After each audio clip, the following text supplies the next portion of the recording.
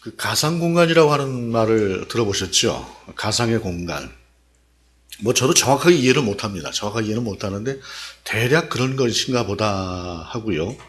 또 그래서 제가 이제 설명을 드릴 때 잘 아시는 분들은 목사님이 이제 이런 얘기를 하시려고 하는구나 하는 정도로만 들으시고, 또 모르시는 분들은 또 그냥 저 정도 수준에서 같이 이렇게 이해를 하시면 좋을 것 같습니다. 요즘 이제 가상 공간 속에서 뭐 여러 가지 것들을 하는 것들이 많은데, 이제 게임도 가상 공간 속에서 하는 것이 있다 그래요. 근데 그 가상 공간 속에서 무엇인가 이제 건축물을 올리고 만들고 하는 자기의 공간을 만드는 그런 게임들이 있다고 합니다. 제가 사실 게임을 몰라요. 해본 적도 없고. 근데 그런 가상 공간 속에서 그 어떤 건물을 만들고 자기의 공간을 만드는데, 최근에 누가 그 속에서 교회를 만들었답니다. 가상 공간 속에서. 가상 공간 속에서 교회를 만들어 놓고 그곳에서 지금 복음을 전하고 있대요. 그래서 이게 이제 정착이 되고 나면 나중에 이제 정식으로 예배도 그 안에서 드리게 되고, 아마도 헌금은 비트코인으로 하게 될 것 같고, 뭐 이런 이야기를 해요. 뭐 대충 알아들을 것도 같고 못 알아들을 것도 같고 하는 이제 그러한 생각을 했습니다. 저 같은 경우는 요즘 이제 어쩌다 보니까 이제 TV를 좀 전에보다 좀 봐요. 보는데 이리저리 돌리다 보면 이제 뭐 몇십 년 전에 했던 드라마들이 이렇게 나오는 경우도 있지 않습니까? 그러면 저는 그게 정서에 맞아요. 그런 정서에 맞는 사람한테 이 가상 공간이 어떻고 이런 얘기를 하게 되면 참 어렵다라고 하는 생각이 듭니다. 근데 그럼에도 불구하고 이게 세대 간의 교통이라고 하는 것이 적어도 이루어져야 되기 때문에 알지는 못해도 대략적으로라도 이해하는 부분들이 있어야 되고, 또 목사는 그 부분에 대해서 이것이 하나님 앞에서 또 신학적으로 어떻게 이해를 해야 될 부분인가라고 하는 것들을 생각해야 되기 때문에 이제 가끔 이제 그런 이야기들을 듣기도 합니다. 근데 이 바울이 고린도전서 9장에서 이런 말씀을 하셨어요. 유대인들에게 내가 유대인과 같이 되는 것은 유대인들을 얻고자 함이요, 율법 아래에 있는 자들에게는 내가 율법 아래에 있지 아니하나 율법 아래에 있는 자같이 되는 것은 율법 아래에 있는 자들을 얻고자 함이요, 이렇게 말씀을 하고 있어요. 그러니까 복음을 전할 때에 복음을 듣는 사람들의 입장에서 생각을 하고 그들에게 가장 효과적으로 복음을 전할 수 있는 어떤 하나의 방법을 우리가 생각하면서 본질이 변하지 않는 상황에서, 그러나 형식은 좀 더 자유롭게 나갈 수 있는 그런 것들을 교회가 지속적으로 생각을 해야 된다고 생각을 합니다. 어찌 보면 이제 저 같은 사람도 이미 뒤로 물러가는 이제 그러한 세대라고 볼 수가 있어요. 그러나 젊은 분들 같은 경우는 특별히 그런 것들을 해야 되고, 저희 세대도 이제 물러는 간다고 해도, 아직은 뭐 물러날 때 한참 남았습니다만, 물러간다고 해도 그런 부분들에 대해서 어느 정도의 이해가 있어야 함께 그 하나님의 선하신 뜻을 돕는데 맞춰줄 수 있는 어떤 그런 보조를 맞출 수 있을 것이다 라고 하는 생각을 하게 됩니다. 그런데 이렇게 변해가는 세상, 정말로 경천동지할 일이다 라고 하는 그러한 세상을 살아가면서도 우리가 가져야 되는 본질의 부분이 있습니다. 그것이 특별히 우리 주님께서 마태복음 5장에서 7장을 통해서 주셨던 산상수훈에 있는 말씀이 또한 그런 말씀이죠. 오늘 우리는 그래서 산상수훈 네 번째 말씀, 첫 번째 말씀 기억하시죠? 심령이 가난한 자는 복이 있나니, 마음이지만 그 마음은 심령이라고 하는 마음, 그 마음이 가난한 자가 복이 있다. 두 번째 마음이지요. 그래서 일반적인 마음, 마음이 청결한 자가 복이 있다라고 하는 말씀. 그 다음에 계명 중에서 가장 중요한, 사랑과의 계명 중에서 가장 중요한 계명 중에 하나인 첫 번째인 살인에 관해서 언어폭력도 살인이다 라고 하는 그러한 말씀, 그리고 네 번째 말씀 간음에 대한 그러한 말씀을 오늘 본문을 통해서 우리가 듣기를 원합니다. 이 간통죄마저도 폐지된 세상을 우리가 살고 있지요. 뭐 간음이라고 하는 부분이 아무렇지도 않다 그래요. 얼마 전에 참 저로서는 참 이해하기 힘든 그러한 이야기를 들었어요. 배우자가 자기 집에 다른 또 외간 사람을 불러다가 간통을 했는데, 또 그 배우자가 그것을 목격을 하고 여기에 대해서 어떤 손해배상을 청구하려고 한다고 하는 이야기를 들으면서 이걸 도대체 이 세대를 어떻게 이해를 해야 될까 하는 생각을 하게 되었습니다. 특별히 그리스도인들의 입장에서는 또 어떻게 이해를 할 것인가라고 하는 것이에요. 그리스도인들조차도 사실은 이 사회적인 분위기에 편승해서 자칫하면 그런 부분에 대해서 세상이 다 그런데 하기 쉬운 그런 생각을 가질 수가 있습니다. 그러나 본문은 분명히 우리 가운데 이렇게 말씀하세요. 또 간음하지 말라 하였다는 것을 너희가 들었으나 라고 말씀하시면서 간음하지 말라. 그 말씀 왜 너희가 들었으나 라고 하면서 지난주에도 말씀을 드렸던 것처럼 소위 대립명제라고 하는 옛사람은 너희에게 이렇게 말했으나 나는 너희에게 이렇게 말한다 라고 하면서 본질의 문제로 접근해 가시지만 동시에 더 심화된 말씀으로 접근해 가시는 말씀하시는 우리 주님의 말씀을 우리 가운데 들려주고 있어요. 그런데 문제는 왜 그리스도인이 성결해야 되는가라고 하는 것이죠. 왜 그리스도인은 그런 부분에서 자유로울 수 없는 것인가? 라고 하는 그러한 생각을 그리스도인들이 가질 수 있습니다. 충분히. 그런데 중요한 것은 그리스도인에게 성결이라고 하는 것은 영적인 문제입니다. 우리가 잘 알고 있는 다윗의 경우에 그 사람이 참 아름다웠던 사람입니다. 시편 속에서도 보면 다윗의 아름다움이 참 여러 군데 참 보여요. 특히 사울을 피해서 굴 속에 숨어서 그냥 하나님 살려주세요, 하나님 살려주세요 하면서 그렇게 마음을 조이고 있다가 하나님께서 마침내 그 가운데 응답하시고 나와 함께 하시는구나 하는 사실을 깨달았을 때 비파야 수구마 깰지어다 내가 새벽을 깨우리로다 라고 했던 그런 다윗조차도 이 부분에서 무너지지 않았습니까? 그리고 성경은 그것이 다윗의 첫 번째 악행이다라고 기록을 하고 있어요. 간음이라고 하는 문제는 이 성결의 문제라고 하는 것은 사탄이 그리스도인을 하나님의 백성을 무너뜨리는 가장 중요한 그리고 가장 손쉬울 수 있는 그러한 도구다라는 사실입니다. 주의를 가만히 제가 이 말씀을 준비하면서 돌아봤어요. 여러분들은 모르시겠지만 제 주위에 상당히 영적으로 신실했던 기대되었던 그러한 분들이 바로 이 문제에서 쓰러졌던 분들을 제가 한 번씩 한 번씩 떠올려 봤습니다. 그들이 회복됐을까? 쉽게 회복되는 것 같지 않습니다. 적어도 이 문제로 쓰러졌던 사람들이 쉽게 회복되지 않는 것 같다라고 하는 것을 저는 현장 속에서도 보고 느끼고 있습니다. 그만큼 이 부분은 중요한 부분이기 때문에 그렇습니다. 반대로 성결한 사람이 갖는 능력, 그 능력이라고 하는 것은 대단하지요. 우리가 초대교회를 통해서 우리가 익히 알고 있는 이야기들이 있습니다. 로마 시대에 그리스도인들에 대한 핍박이 얼마나 강했습니까? 그러한 중에 어느 순간인가 로마의 고위층에서 그리스도인 처녀들을 수소문하기 시작을 했습니다. 왜요? 너무 성적인 문란으로 인해서 병들이 창궐을 하다 보니까 믿을 수가 없는 것이에요.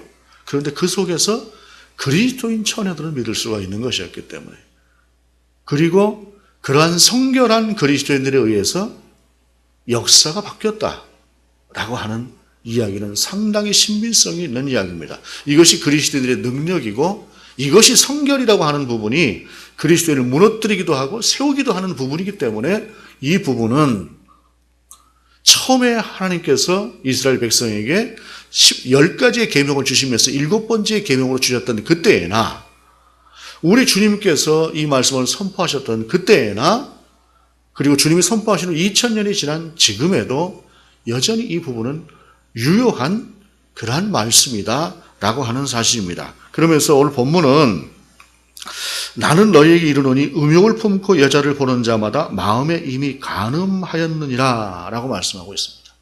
즉 생각도 범죄다라고 하는 것을 우리 주님은 우리 가운데 전하고 있어요. 그런데 여기서 우리가 한 가지 생각을 해야 되는 것이 음욕을 품고 여자를 본다라고 하는 말을 우리가 생각을 해봐야 돼요.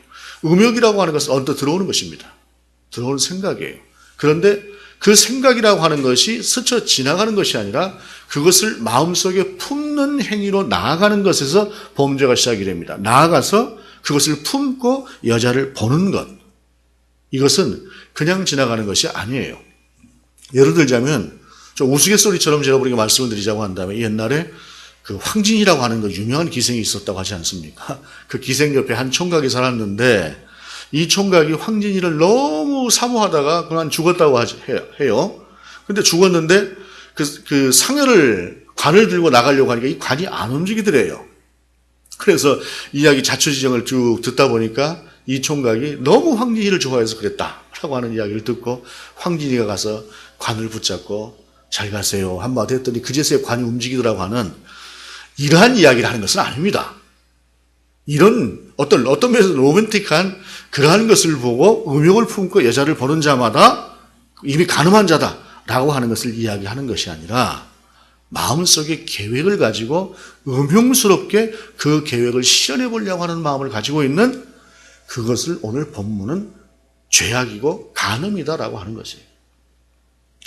다윗이 지붕을 거닐다가 밧세바가 목욕하는 것을 보고 그냥 잠깐 보고 말았으면 그것을 죄라고는 하나님께서 하시지 않았을 것입니다. 그런데 그것을 보고 그 속에 이미 죄가 들어오면서 그 죄를 어떻게 구체화시킬 것인가라고 하는 것을 그가 생각을 하기 시작을 했겠지요. 그리고 그 생각이 결국엔 죄로 이어졌고 그리고 그것은 결국 살인으로까지 이어지게 되었던 것입니다. 오늘 본문은 음욕이라고 하는 것을 가슴에 품고 그 음욕의 대상이 되는 사람을 구체적으로 바라보는 것, 이것은 이미 간음이다라고 우리 가운데 전하고 있다라고 하는 사실입니다. 그러면서 이 부분에 대해서 우리 주님은 대단히 단호함을 우리 가운데 보이시고 있습니다. 29절 이하에 보게 되면 만일 내 오른 눈이 너로 실족하게 하거든 빼어내 버리라. 내 백체 중 하나가 없어지고 온 몸이 지옥에 던져지지 않는 것이 유익하며 또한 만일 내 오른손이 너로 실족하게 하거든 찍어내 버리라. 내 백체 중 하나가 없어지고 온 몸이 지옥에 던져지지 않는 것이 유익하니라. 자, 그러면 우리가 어떤 성결하지 못한 어떤 마음이라고 하는 것이 지속되고 성결하지 못한 것들이 자꾸 눈에 보이고 할 때에 그럼 그 눈을 뽑아버려야 될까요? 예전에도 제가 한번 말씀을 드렸습니다만은 이것은 우리 주님 시대에 가지고 있었던 이 시대에 그 사람들, 이 백성들의 어떤 하나의 문화 속에 있었던 하나의 과장법을 주님께서 가지고 오신 것이에요. 그러나 그래서 단순하게 과장시켜서 무엇인가를 이야기하려고 하는 것이 아니라 그만큼 단호한 것을 강하게 우리 주님께서 말씀하시기 위해서 이것을 가져온 것입니다. 그래서 이것은 한편으로는 실제로 눈을 뽑아버리는 행위로까지 나아가는 것을 우리 주님께서 원하신 것이 아니라 그만큼 단호하게 그리고 정확하게 너희가 이 부분에 대해서는 지켜야 된다라고 하는 것을 우리 주님께서 강조하시는 것입니다. 그렇다고 해서 이것이 단순한 과장법이니 그냥 내가 지켜두고만 안 지켜도 그만이 아니라 눈을 빼어버리는 한이 있더라도 지켜야 된다라고 하는 그 강조를 우리 주님께서 하고 계신다라고 하는 것을 말씀하고 있어요. 자, 그러면 우리가 이 말씀을 보면서 또한 한 가지 생각을 해볼 것은 그러면 우리 주님은 이렇게 단호하게 간음이라고 하는 부분에 대해서 음란이라고 하는 부분에서 이렇게 강하게 선포를 하시면서 어떻게 사셨나 하는 부분도 한번 생각을 해보실 필요가 있어요. 그것은 뭐냐면 요한복음 8장을 보게 되면 현장에서 간음하다 붙잡혀온 여인에 대한 이야기가 나옵니다. 서기관과 바리새인들이 현장에서 간음하던 여인을 붙잡았습니다. 그리고 예수님 앞에 데리고 왔습니다. 그리고 예수님께 이렇게 물었습니다. 모세는 돌로 치라고 했는데 죽이라고 한 것이에요. 죽이라고 했는데 어떻게 해야 될까요? 우리 주님을 시험하시기 위해서 그랬습니다. 그때 주님이 오늘 이 본문의 말씀을 그대로 적용한다고 한다면 당연히 돌로 쳐라 이렇게 말씀하셨을 것 같은데 그렇지 않지요. 주님은 아무 말씀하시지 않고 바닥에 글을 쓰셨습니다. 그것에 대해서 해석을 하는 것 중에 이런 해석이 있어요. 그것은 뭐냐면 돌로 치라고 하는 사람들은 일단 그 흥분되어진 군중을 잠잠케 하기 위해서 주님께서 그렇게 하셨고 또 하나는 그 속에서 주님을 향해서 공격하고 들어오는 그 서기관과 바리새인들에 관한 이야기를 예를 들어서 그것을 글을 쓰고 있는 한 서기관을 향해서 그만 알고 있는 그 사람만 알고 있는 그 은밀한 죄악을 거기서 글로 쓰면서 너도 이랬지. 바리새인 하나가 와서 또 이 막 그렇게 강하게 우리 주님 앞에 항의하고 있는 우리 주님을 또 시험하고 있는 그 사람을 향해서 그 바리새인만 알고 있는 아무도 모르지만 그 바리새인을 알고 있는 그 죄악을 한 줄 이렇게 쓰면서 우리 주님께서 그렇게 하셨다라고 하는 주장은 사실 저는 상당히 설득력이 있다고 생각을 합니다. 이것은 해석의 문제지만 어찌됐든 그러한 상태에서 주님께서 일어나신 후에 이렇게 말씀하시죠. 너희 중에 죄 없는 자가 돌로 치라. 그리고 다 떠나갔어요. 그리고 그 여인과 예수님만 남았죠. 그때 예수님께서 이렇게 말씀하십니다. 나도 너를 정죄하지 않는다. 그러니 다시는 가서 죄를 짓지 말거라. 이 단호함이라고 하는 것과 또한 우리 주님의 용서가 함께 가는 것이 우리 주님의 뜻이에요. 우리 주님은 예를 들자 한번 보십시다. 우리가 돌아온 탕자 이야기를 참 잘 알고 있습니다. 그 돌아온 탕자가 죄를 짓고 나갔습니다. 죄를 지었다기보다는 참 철없이 아버지의 재산을, 사실은 죄입니다. 왜냐하면 유산은 아버지가 돌아가시 전에 받는 것이 아니기 때문에. 그런데 그걸 미리 달라고 하는 것은 이거는 굉장히 그때 당시는 폐륜적인 행위입니다. 그런데 그가 가서 어떻게 했습니까? 다 잃어버리고 왔잖아요. 그런데 주님은 받으신 것이죠. 아버지의 마음은 그런 것이죠. 꼭 아버지의 아니라 부모의 마음이라고 하는 것이 그런 것이죠. 그리고 그것은 하나님의 마음이죠. 그런데 그 하나님께서 돌아온 아들은 받아주셔야 되지만 떠나기 전에 그 아들에게는 엄격하게 가르치신 것이 하나님의 법이다라고 하는 것입니다. 그리고 그것은 곧 능력의 문제예요. 그리스도인의 능력은 바로 이러한 순종함에서 나오기 시작하는 것입니다. 그리고 이러한 성결함에서 나오기 시작하는 것입니다. 꼭 어떤 병을 고치고 놀랍게 일어나는 역사를 눈으로 보아서만이 아니라 이렇게 하나님의 백성으로 하나님의 사람으로 하루하루를 살아가는 그것이 어느 순간인가 하나님 앞에서의 나의 능력, 그리스도인의 능력이 되는다라고 하는 사실이에요. 영적으로 또한 실제적으로 그것은 그렇게 임하는 것이다라고 하는 사실입니다. 주님은 분명히 이렇게 단호함을 보이셨지만 그러나 세리도 창기도 친구처럼 대하셨던 그런 모습이 있다는 것입니다. 그래서 이 오늘 본문의 말씀을 통해서 우리가 볼 수 있는 것은 무엇이냐면 이 말씀은 이 말씀을 기준으로 해서 네가 남을 판단하라는 이야기가 아니에요. 이 말씀을 기준으로 해서 너를 돌아보라고 하는 말씀, 즉 저와 여러분 개인에게 주시는 말씀이지 이 말씀을 보고 이 말씀을 기준으로 누구를 보니까 저거 아닌데 이렇게 보라는 것은 아닙니다. 그래서 주님은 전에 내 눈에 들보를 먼저 보라 라고 말씀을 하셨던 것이기도 하죠. 그리고 우리 주님은 이 문제를 단순한 음욕의 문제만으로 말씀하시는 것이 아니라 그 말씀을 이어서 이렇게 말씀하세요.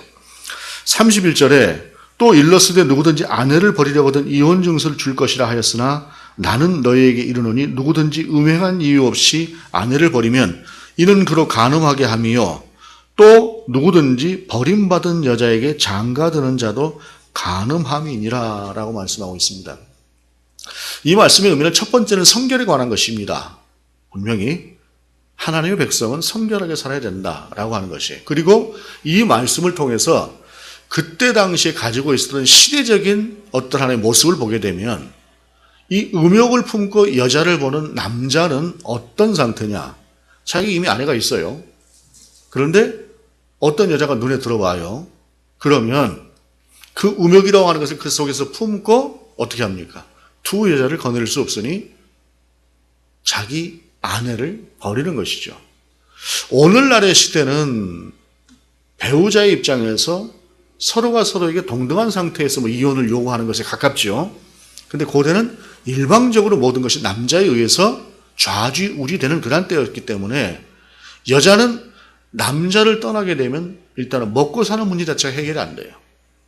모든 유산도 남자를 통해서만, 남자에게만 주어지는 것이기 때문에 그렇기 때문에 사는 문제 자체가 해결이 되지 않기 때문에 여자가 버림을 받는다고 하는 것은 또한 대단히 그 사회적인 약자로 전락할 수밖에 없다라고 하는 그런 입장에서 두 가지를 다 볼 수 있는 것이죠.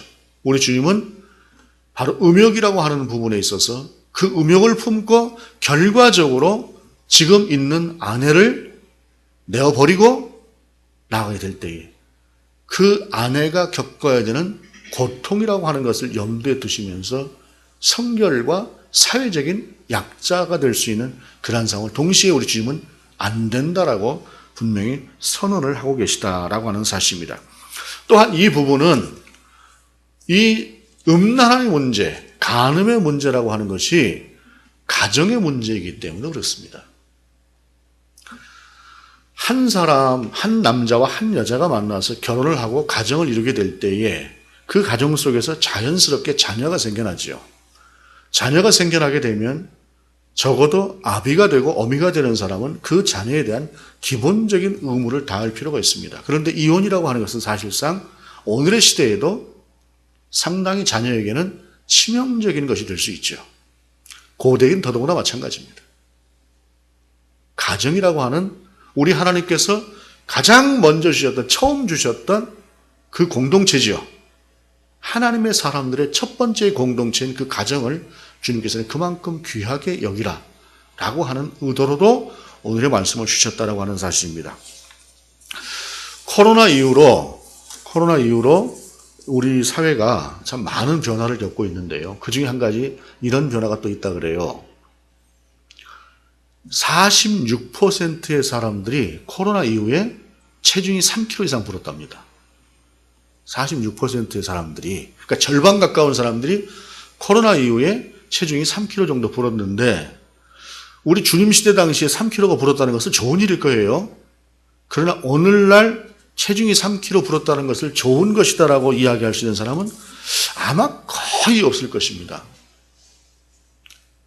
우리도 모르는 사이에 코로나라고 하는 이 한계는 우리의 건강에 치명적인 영향을 줄 수 있는 그런 3kg의 체중을 불려버린 그런 상태를 낳았다는 것이에요.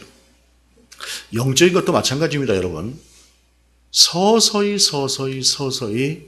사람은 시대에 물들고 서서히 그 속에서 자기를 변호하게 되고 서서히 그 사람은 성결에서 떠나게 됩니다.